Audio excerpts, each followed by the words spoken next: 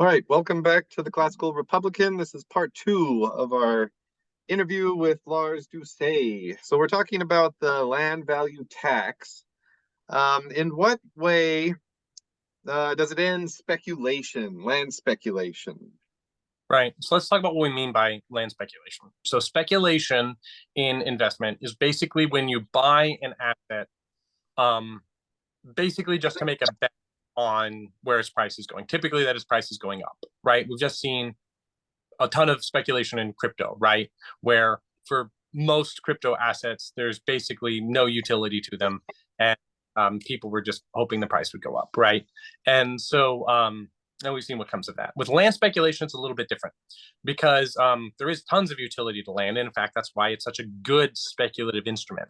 And the problem with land speculation is that there are people who purchase land essentially purely as an investment and not to do anything with it.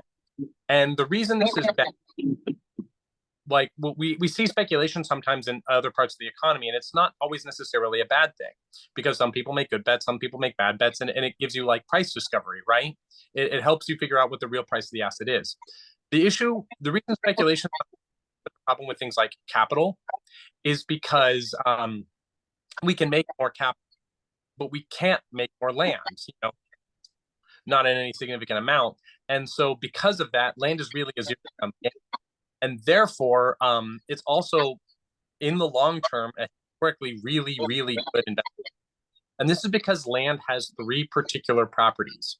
It's necessary for production, it's scarce in supply, and it gains value from its location, right? And if it was simply scarce, like, I don't know, diamonds, especially before we figured out how to make cultured diamonds or whatever, or something like that, that would be one thing, but the fact that it's necessary for production is really important. What do I mean necessary for production? I mean that if you think about it, you cannot eat, sleep, work, or even poop without access to a location to do those things in. And it really matters the location you do those things. Any of those things in the wrong location, bad things will happen to you. Like I give the example, if you go to sleep on a bed in the wrong location, you could very likely be arrested by police. You often need to sleep in a home that you own. And that is why some people are homeless and some people are not. And so it's necessary for production. You can't opt out of needing land for things. Anything you want to do. Even if I'm working from home and telecommuting in, like I'm still doing that from the USA, where I'm under American jurisdiction of access and full benefit of American laws, right? And then I also have access to American infrastructure, if nothing else, good Wi-Fi, right? And all that other good stuff, right? Which I wouldn't necessarily have if I was in Bangladesh, you know? And so it's necessary for production, and it's scarce in supply. We can't make more of it, unlike capital, which we can make more of anytime we want. And then third, it obtains value from location. And this is where land speculation becomes particularly good as a speculative asset, is because if you own a piece of land adjacent to Times Square and you put a hot dog there, you're going to sell a lot of hot dogs. But if you put your hot dog in the Nevada desert, you can sell zero hot dogs. Well, it could be the same hot dog and with the same delicious hot dog. So why is one massively profitable and one not? Well, it's because of the value and the effort and the productivity and people of New York. There's all that dense population and economic activity and just people and neighbors around that area. And so what you're really capturing when you're capturing land value, it's owning land value with the effects of all the productivity of the neighbors.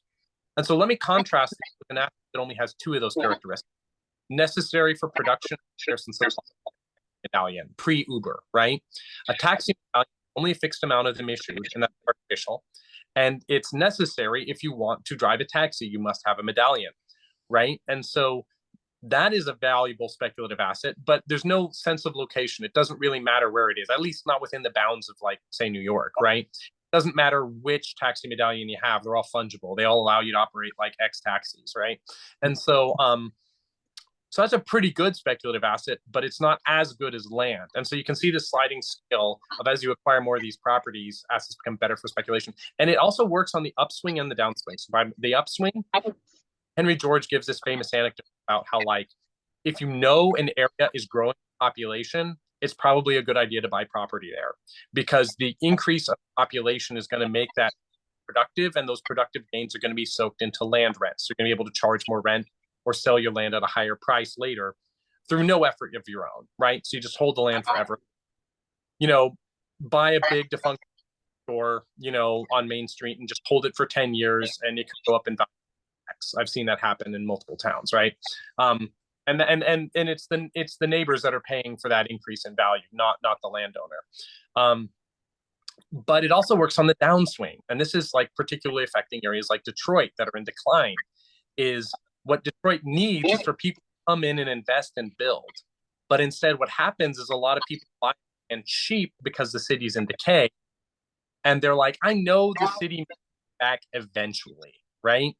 And when it does, I mean, I'm just going to buy the dip. I'm going to buy this land dirt cheap while it's cheap, and then I'm going to wait it to ripen. And so they're basically waiting for someone else to invest first.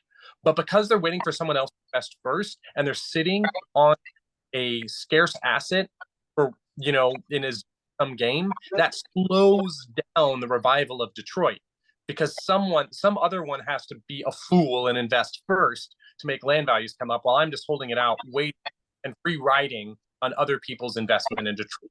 So if Detroit ever comes back, it's being actively delayed by people who are speculating on the downswing. Just as we have cities that are forced to sprawl and be less efficient than the city on the while population's increasing in value. So speculation hurts us on the downswing and it hurts us on the upswing. And it's basically taking advantage of the fact that you can't opt out of need, that there's only so much of it. It gains value not from your labor, but from other people's labor. That makes land just the ultimate. Why you hear the phrase location in real estate, and also buy land. It's the only thing they're not making any more of anymore.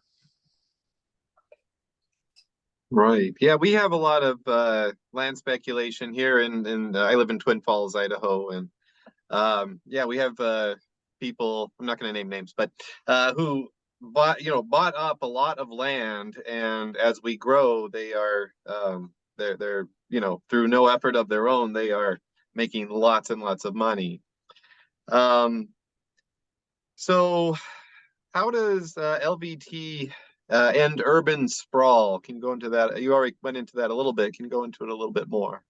Sure. So urban sprawl is a really interesting phenomenon. Houston's a really good example. Urban sprawl is caused by two things. It's one thing that has two manifestations. It's caused by valuable land being held out of use and restricted from use. This frustrates the market. This is not a free market when the market can't do what it wants, which is to build out to the highest and best use of that property, right?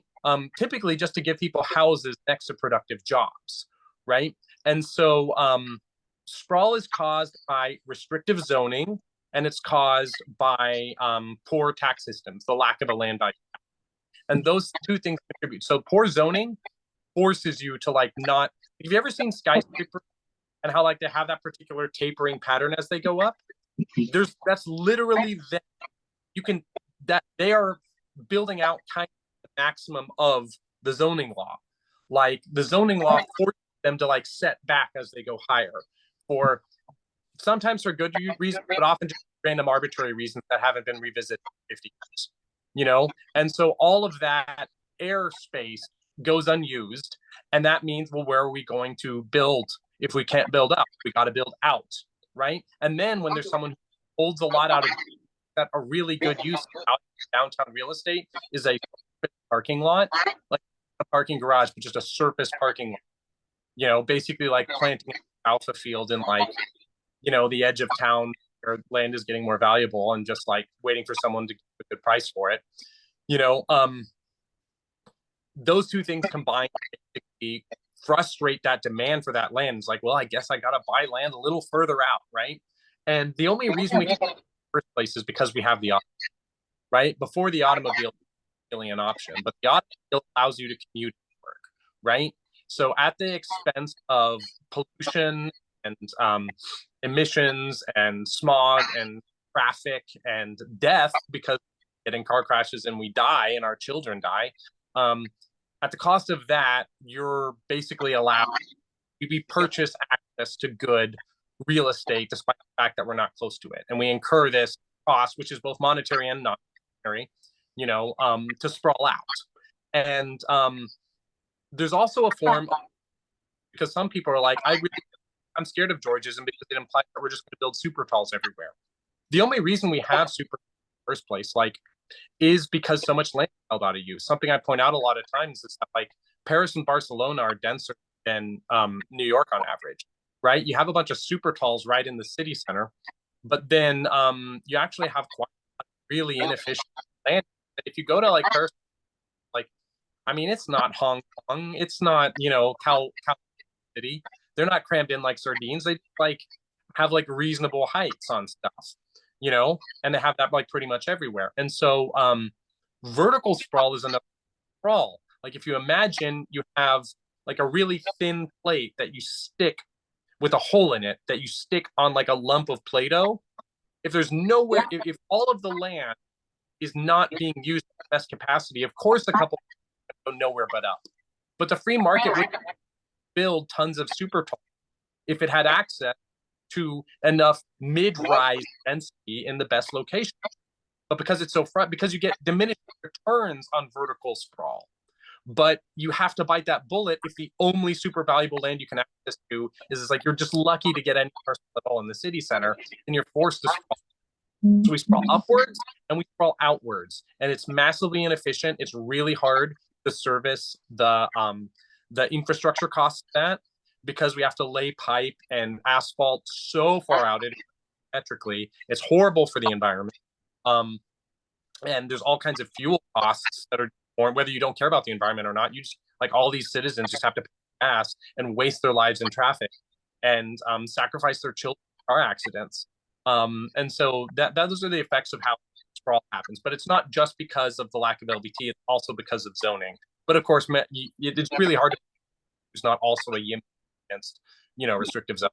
So those are two policies that kind of work together to increase the beneficial design of the urban environment.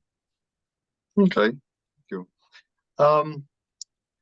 So how would you pitch this? How would you pitch LBT to people along the political spectrum? So I live in Idaho, very conservative.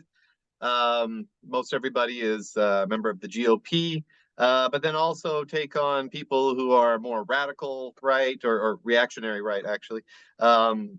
People who are just regular Democrats, and then maybe people who are further to the left, say members of the Democratic Socialist of America, like that. Let's start with the GOP. Where would you how would you pitch it to them?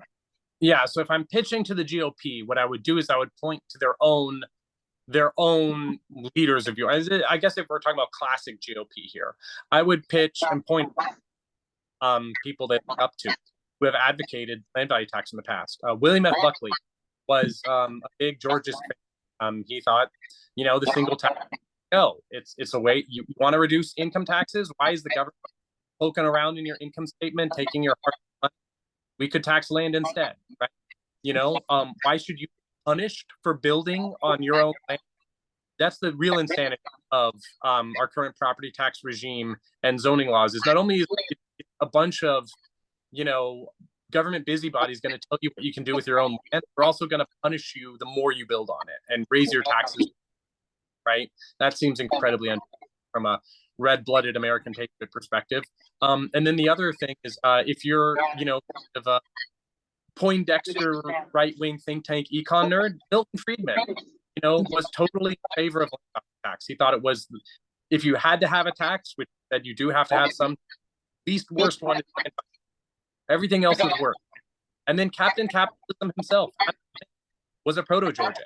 George really leaned on Adam's teachings to, Adam Smith was basically recommended the well. So it's basically, Georgism is how capitalism can actually work and not have the problems we're seeing with it today.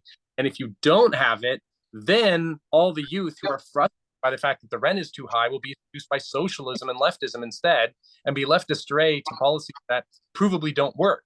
So if you want to bring the youth back to classical, to not be radicalized into left-wing redistributive socialist policies that also don't work, you need to give them something other than, Reaganite trickle-down economics. And Georgism is the way to make it work. And, Wow, well done. I think that would really, really sell here. Then how about, yeah, so you mentioned the youth, but a lot of youth go to the new right. How would you sell it to them?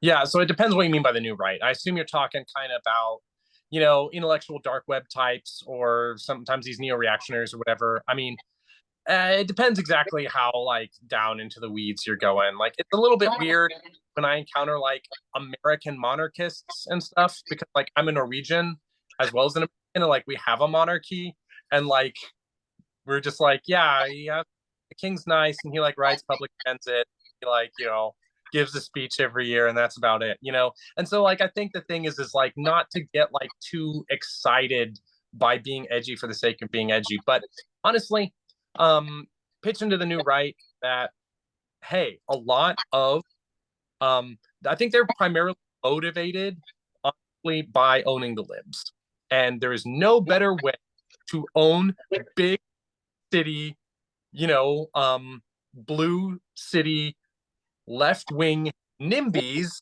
who are often it's so crazy to see this particular flavor of left-wing socialist NIMBY who is actually just deeply against thing. They're all white, and they're all no one's allowed to move into my gated neighborhood, but Black Lives Matter, but and I'm in favor of affordable housing, but not here, and all this stuff. And there's no better way to trick than with Georgism and YIMBYism. So if you really want to own the list, the worst of the list, the best way to do it is with Georgism and YIMBYism, in my opinion. And then I think, honestly, it's just an efficient and effective way to share the land without empowering the cathedral, right? Which is looked down. I don't necessarily subscribe to these ideas, but if I'm pitching to them, it's you have the edifice of people who want, pry into your private life through your income. Also want to control commerce. They want to control everything. And it's here's the thing. Instead of having wealth taxes that are going to force people to capital out of the country, land can't move. Let's just tax land. We don't need to care who owns it. We don't need to worry about controlling payment systems and stuff and using that as a cudgel to knock people offline or stuff. It's okay, 43 Apple Street, I don't even care who lives there. Just put your land value tax check in the mail, and then we'll build better society. And we don't necessarily to have this giant edifice of control that looks into everyone's life. I guess I'm not super into the new right, so I don't quite know what they're looking for, but that is how I would basically pitch things to them. Okay, very good. Well, you want to own the libs. Well, how do you sell it to the libs now? Right. So what you want to sell to the libs is, first of all, whenever you're selling to anyone, there's always going to be people who are flexibly opposed to it. So you pitch the broadest, most sympathetic, reasonable portion of that. You want to sell to the libs? I think you appeal directly to youth, and you say the rent is too damn high. And if you actually want to provably fix it, this is how. This is the way you fix it. This is the way you fix the rent being too high. And guess what? If you fix too high, you fix worker struggles. Because when labor and capital are pitted against each other, it is because their negotiating terms are different. And that is because the worker is precarious. And why is the worker precarious? Because the rent is too damn high. And because the rent is too damn high, workers are forced into one-sided competition with one another. So if workers are not in that precarious position, they would have a much better negotiating strength without having to constantly fight uphill battles like unionization. I'm not against unionization, I have all the unions, whatever, but you're constantly having the Sisyphean struggle because you can't level the playing field, not having to artificially level the playing field with weird measures and getting the government super involved in controlling the economy and stuff. Like, if you can just make it reasonable, then we're have better alternatives than taking a job. Like, you ask someone why they have this job that they hate, they're inevitably going to tell you because I need it to pay to live, and a huge portion of that is rent. And rent also soaks into everything else. There's this theory called the housing crisis of everything, which I really subscribe to. That when rent increases, when the cost to live somewhere increases, everything increases in cost. And so I think to a liberal, especially liberals who are maybe not necessarily like hyper leftist, they kind of have this situation that it's like, it would be nice if capitalism works, but you need the government to kind of put it in line. And I think the least worst version of that from someone on the right, and is to pitch them, hey, Georgism is this way that's very, and it's uniquely American. It actually works. Unlike hardcore Marxist leftism, it actually works, and it doesn't require authoritarianism. It's very effective of liberal democracy and freedom, and it doesn't require us to do. I would just focus on the worker equity issue and especially the youth aspect, because the youth are feeling that the rent is high, like uniquely more so than I'm 38 years old. I still lie to myself and bring chicken, but like I felt this pinch. Like, I mean, just people who are 25 to 21, like it's insane hearing their story about just like we have the term wage slave, but it's just on another level next generation. So I think I would hone in on that. Okay, very good. So how about straight up Marxists, people who want to end capitalism? Yeah, Marxism and capitalism. These are these are one of the hardest groups to reach, and I think probably the best way to do it is to just like kind of engage with them. It's like, okay, so Marx's great complaint against George was basically boils down to the fact that George doesn't buy the labor theory of value. You know what I mean? And if you're got a hardcore DSA Marxist, well, it depends. You've got your academic Marxists, even in shorter supply than actual practicing Marxists out there. Like your actual on the ground DSA member Marxist probably hasn't actually like read all that much Marx. And to them, they're really motivated solidarity and like just worker justice stuff. So like I'm talking about like the people who are running successful unionization, Starbucks and Amazon, rather than the reply guys on Twitter who are never going to be convinced. So if you're talking to those actual salt of the earth, young left-wing types, what I would pitch to them is like, hey, the rent is too damn high, and the actually most powerful part of the capitalist class in the Marxist framework is the land class, and you're not going to make inch of progress until you deal with that. And so let's join together with the question of sharing the land. And then once we've done that, we get back to fighting about everything else. But I think that's going to make it much easier for you to be able to build, for you to be able to have a level playing field and increase your ability to negotiate with that. If you can not have to basically just give passive income to this class of unproductive people. I think that fits within their mindset in a way that the most open-minded of them would probably accept. And then you just leave the reply guys on Twitter, boil in their own future. All right, very good. That was excellent. So we've gone along the political spectrum. Let's talk about like the actual homeowner, in the city who just owns one house, doesn't own anything else. What's it going to do to them? But also, how would you encourage them to buy into this? Yeah, so you have to admit that no political philosophy is going to get everyone on board, and it's always going to attract opposition. And so the key thing is to, frankly, have the right enemies, and have more people on your side than not on your side. And so I think it's perfectly fine to essentially compensate losers in any kind of change, because we've got this issue called Gordon Tullock's transitional gains trap, right? And so this talks about how you might have a proposal to move to a more equitable system, but because the previous system was inequitable, for honest people who bought into it, we're now going to get screwed and change the rules.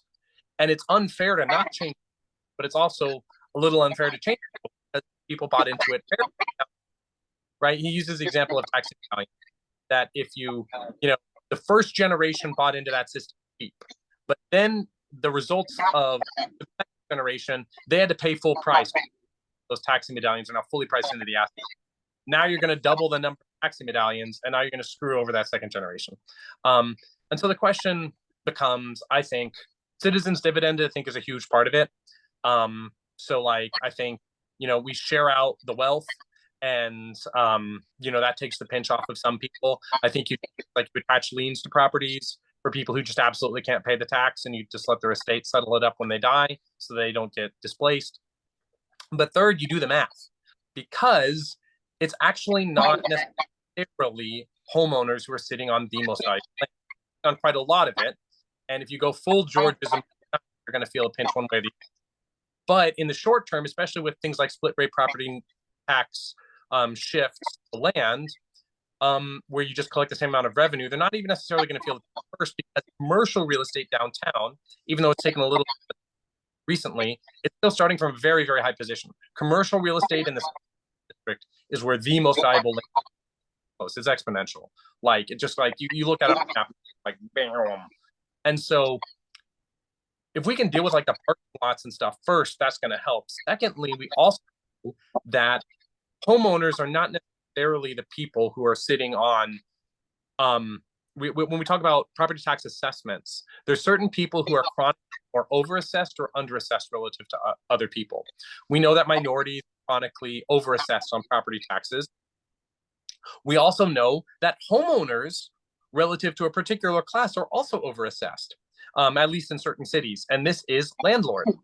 Landlords are chronically either assessed correctly or underassessed relative to homeowners, because landlords, because they have income producing assets, are constantly protesting their property tax assessments, which is, so that's not necessarily meaning that unfair assessments, but it means that they have a much more incentive in making sure that their assessments are as low as possible, whereas homeowners may be protesting them quite as often.